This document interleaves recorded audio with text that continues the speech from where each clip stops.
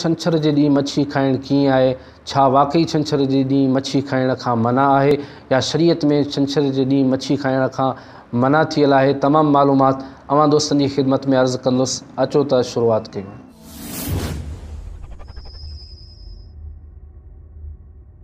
नहमदुहु व नुसल्ली व नुसल्लिमु अला रसूलिल करीम। अस्सलामु अलैकुम व रहमतुल्लाहि व बरकातुहू। राय इस्लाम में तमामु दोस्तनि खे ख़ुश आमदीद। प्यारा दोस्तो, शरीयत में कंहिं बि ॾींहं ते मच्छी खाइण जी मना कोन्हे। ॿियनि ॾींहंनि वांगुरु असां छंछर जे ॾींहुं बि मच्छी खाई सघूं था, बिला कराहत जाइज़ आहे। कंहिं बि ॾींहं ते मच्छी खाइण जी का बि मना कोन्हे। माण्हू कंहिं बि ॾींहं ते कंहिं बि वक़्त ते मच्छी खाई सघे थो, पर अक्सर माण्हुनि जे ज़हननि में ख़्यालनि में इहा ॻाल्हि गर्दिश कंदी आहे त मुहर्रम जे ॾींहंनि में, मुहर्रम उल हराम जे ॾींहंनि में मच्छी न खाइजे। त इन ॻाल्हि जी का बि असुलु नाहे। मुहर्रम में चाहे सफ़र में या कंहिं बि ॾींहं ते कंहिं बि महीने में बिला कराहत मच्छी खाई सघिजे थी। इन जी का बि मना थियल नाहे। अहिड़ियूं जेके ॻाल्हियूं आहिनि उन्हनि खे जेकॾहिं माण्हू गौर ऐं फ़िक्र सां शरीयत जी रोशनी में ॾिसे त उन्हनि जी का बि असुलु नाहे हूंदी।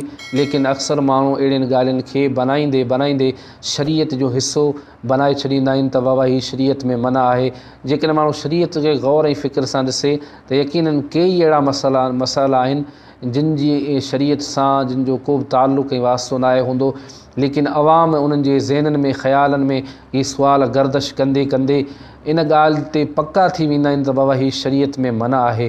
त प्यारा दोस्तो, हज़रत सैयदना दाऊद अलैहिस्सलातु वस्सलाम जिन जी क़ौम खे छंछर जे ॾींहुं मच्छी जे शिकार खां मना थियल हुई, लेकिन नबी पाक सल्लल्लाहु अलैहि वसल्लम जिन जी उम्मत खे न छंछर जे ॾींहुं मच्छी खाइण खां मना थियल आहे, न मच्छी जे शिकार खां मना कई वई आहे। अल्लाह पाक असां तव्हां सभिनी खे इल्म दीन जी सम्झ नसीब फ़रमाए, इल्म दीन हासिल करण जी तौफ़ीक़, शौक़ ऐं जज़्बो अता फ़रमाए, अमल जी तौफ़ीक़ अता फ़रमाए। त प्यारा दोस्तो, ही हुई अॼु जी मुख़्तसिर मालूमात जेका मूं अवां दोस्तनि जी ख़िदमत में अर्ज़ु कई। वरी नई मालूमात में अवां दोस्तनि जी ख़िदमत में हाज़िर थींदुसि। तेसीं ताईं इजाज़त ॾींदा। अल्लाह हाफ़िज़।